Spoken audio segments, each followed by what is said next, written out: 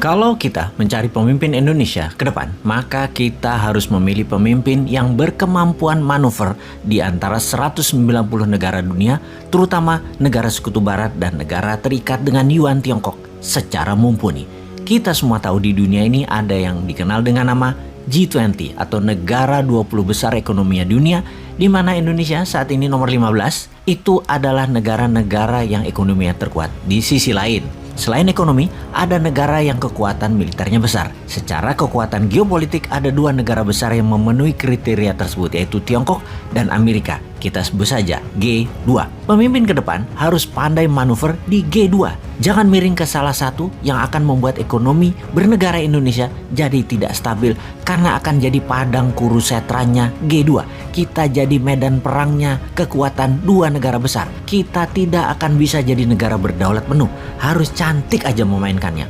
Mudah-mudahan paham itu calon pemimpin yang ada sekarang di etalase calon pemimpin di tahun 2024. Kita ke dalam negeri sekarang. Memang menjadi pemimpin di Indonesia, kita dipilih oleh 180 juta mata pilih nanti di tahun 2024. Mengambil hati 180 juta rakyat yang 65% tamatan SMP ke bawah dan tinggal di desa atau di rural area. Tidak heran para calon akan menari di 2024. Banyak yang menyederhanakan gayanya biar terlihat sejajar dengan pemilihnya tersebut. Menorakkan penampilannya dengan gaya host di TV swasta, saling samber nyablak bicaranya, buat garger kelucuan agar mendapat perhatian dan kesukaan. Tujuannya adalah supaya populer. Apapun cara dipakai, dipamerkan, dan dilakukan. Karena sekali lagi, yang ditarget adalah 65% penduduknya itu adalah tamatan SMP ke bawah. Jadi harus norak, harus kampungan. Populer sekali lagi di kalangan tamatan SMP ke bawah yang menjadi target mereka. Menurut pemikiran mereka, para calon dan para tim sesnya mereka adalah sang calon harus ngebodor,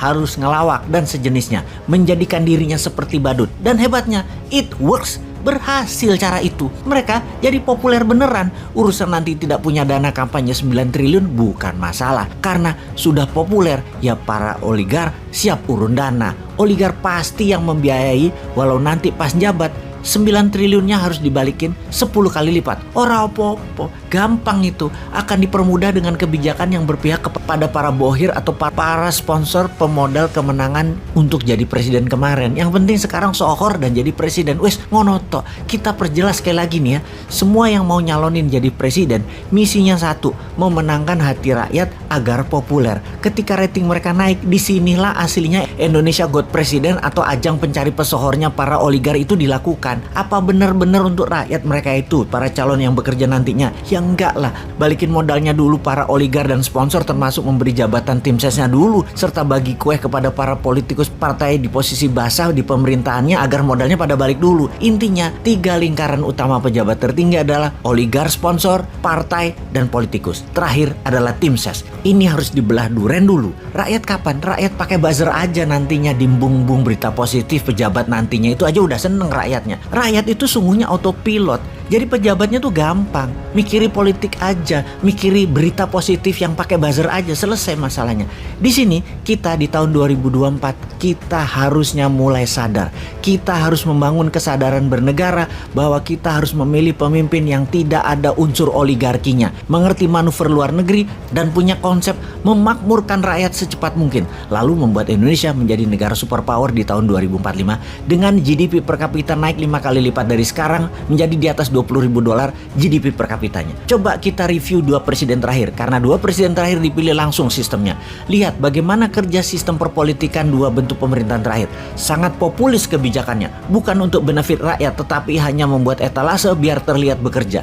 GDP per kapita nggak naik selama 7 tahun, nggak kerasa buat rakyat. Di mantannya dulu, dia beruntung karena harga komoditi naik di tahun akhir jabatan dia di 2010-2013, jadi terlihat menaikkan pendapatan, padahal dapatnya windfall. jempol, dapatnya durian runtuh. Jujur, bukan dari kebijakannya. Intinya ke depan harus berubah 180 derajat. Sayangnya para calon yang di etalase mengacu pada gaya 3 pemerintahan terakhir yang populerisme, pro investasi asing, termasuk FDI dan hutang negara karena APBN selalu minus. Jujur, heran deh di kalangan masyarakat hanya mengutak-atik 10 nama di etalase para calon 2024 tanpa satupun melihat kualifikasi mereka untuk punya konsep bernegara agar Indonesia menjadi negara superpower di 2045. Ayo, rincikan grand plan-nya.